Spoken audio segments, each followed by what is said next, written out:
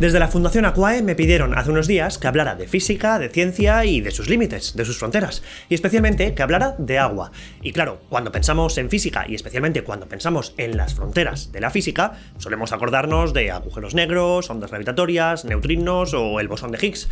Y bueno, tiene sentido. Estos fenómenos desafían nuestras teorías actuales o suponen ventanas a nuevas partes del universo que hasta ahora no podíamos alcanzar. Pero en realidad, los nuevos descubrimientos y los fenómenos que rompen con nuestro conocimiento previo no son algo exclusivo de la astrofísica o de la física de partículas. De hecho, algo en principio tan simple y tan cotidiano como el agua esconde muchísimas preguntas para las que todavía no tenemos respuesta. Por ejemplo, no acabamos de entender cuán importantes son los diferentes mecanismos que hacen que tu ropa o la arena se oscurezcan al mojarse. O tampoco entendemos con precisión cómo crecen los copos de nieve para formar patrones tan complejos y elaborados. Pero hoy no hablaremos de esto. Hoy hablaremos de un comportamiento del agua, de un efecto, del que tenemos constancia desde hace más de 2000 años, para el que no tenemos una explicación completa y definitiva, y el cual incluso se pone en duda que realmente ocurra. Efectivamente, hablamos del efecto Mpemba. Este es el nombre que recibe el hecho de que, al parecer, si tenemos dos recipientes con agua a temperaturas muy diferentes, pero dentro de un congelador o en un ambiente lo suficientemente frío, y siendo el resto de parámetros y variables iguales, el agua caliente se congelará antes que el agua fría. El efecto recibe su nombre de Erasto Bartolomeo Mpemba, un científico tanzano que en 1963, mientras cursaba la secundaria, se dio cuenta de que su mezcla de helado que había preparado y metido al congelador mientras aún estaba caliente se congelaba antes que la del resto de compañeros, que la habían dejado enfriar al aire libre antes de congelarla. Sin embargo, Mpemba no fue la primera persona en observar y describir este efecto. Aristóteles describió que, puesto que el agua caliente se enfría más rápido, mucha gente deja el agua al sol antes de enfriarla. Es decir, no es solo que alguien culto y formado como Aristóteles conociera este efecto Mpemba, es que al parecer era parte del conocimiento popular de la antigua Grecia. Aristóteles también describió cómo los pueblos de la región de Pontus, al noreste de la actual Turquía, usaban este conocimiento cuando pescaban en lagos helados en invierno. Más tarde, este mismo efecto fue descrito por pensadores como Francis Bacon, Descartes y Joseph Black, pero no recibió mucha atención hasta que Mpemba y Dennis Osborne, un investigador británico en una universidad tanzana, publicaron un artículo describiéndolo. Ellos estudiaron el tiempo de congelación de diferentes muestras de agua dentro de un congelador y observaron que este tiempo era máximo cuando el agua estaba inicialmente a unos 25 grados y mínimo cuando el agua estaba a unos 90 grados.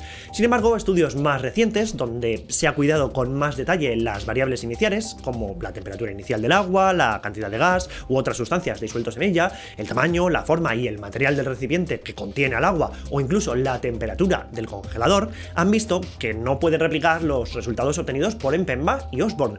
Lo cual no quiere decir que necesariamente este efecto no tenga lugar, sino que, bueno, por lo menos el problema es más complicado de lo que parecía al principio. Se han propuesto algunas posibles causas que podrían o bien funcionar en solitario o unirse para crear este efecto Mpemba cuando se dan varias de ellas. La primera es simplemente la evaporación del agua cuando está caliente, consiguiendo reducir la cantidad total de agua del recipiente, facilitando que se enfríe y se congele antes. La mayoría de experimentos en los que se controlaba esta evaporación no mostraban este efecto Mpemba. Otra causa serían las corrientes de convección dentro del propio líquido. Cuando colocamos el recipiente en el congelador, el enfriamiento del agua no ocurrirá de manera uniforme en todo el volumen del agua, sino que empezará en la superficie exterior del agua, la que está en contacto con el recipiente o con el aire. Por tanto, habrá un gradiente de temperatura, una diferencia entre esa superficie y la zona central. Diferencia que será capaz de crear corrientes de convección, que llevarán agua caliente a estar en contacto con las paredes del recipiente, enfriando el conjunto más rápidamente que si no hubiera corrientes. Por otro lado, el agua fría puede contener mayor proporción de gases disueltos, los cuales pueden reducir la conductividad térmica del agua, haciendo que el enfriamiento de las zonas más alejadas de la superficie tarde más tiempo y que todo el conjunto tarde más en congelarse. Además, según el montaje que se utilice en el experimento, puede ocurrir que el recipiente con agua caliente sea capaz de derretir una primera capa de hielo y hundirse o entrar en contacto con capas inferiores más frías o con el propio mecanismo de enfriamiento del refrigerador o del dispositivo que se esté usando. Esto sería parecido al hecho de que si quieres enfriar una botella de agua usando la nieve que hay en la montaña, no tardará lo mismo en enfriarse si simplemente posas la botella sobre la nieve o si la clavas y la sumerges completamente en esa nieve. Como puedes ver, el montaje experimental necesita tener muchas cuestiones en cuenta. Otra de ellas, de hecho, es la propia definición del problema. problema. Medimos el tiempo que tardan las muestras de agua en llegar a 0 grados o a congelarse, porque no es lo mismo. El calor que se necesita para fundir una muestra de hielo es el mismo que se necesita para llevar ese mismo agua de 0 a 80 grados. Además, la congelación no solo depende del calor que extraigamos del agua, puesto que esta congelación no tiene lugar hasta que el agua encuentra una partícula o una imperfección en el recipiente sobre la que nuclear y más tarde hacer crecer el cristal de hielo. Esto en la naturaleza no suele apreciarse, porque, bueno, siempre hay alguna sal disuelta en el agua o un golpe de viento que perturbe el agua, pero en la relativa quietud de un congelador en un laboratorio, con un agua destilada y preparada específicamente para el experimento, podemos llegar a observar agua líquida a menos 10 grados Celsius. Cuestiones como esta hacen que controlar el desarrollo de experimentos para comprobar el efecto en PEMBA sea más delicado.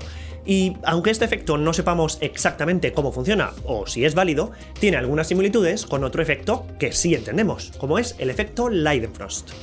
Cuando vertemos agua sobre una superficie muy caliente, puede ocurrir que se formen gotitas que parecen levitar sobre la superficie. Lo que está ocurriendo es que la superficie caliente crea una capa de vapor de agua que sostiene esas gotitas. Pues bien, este efecto Leidenfrost solo ocurre cuando la temperatura de la sartén o plancha es suficientemente alta.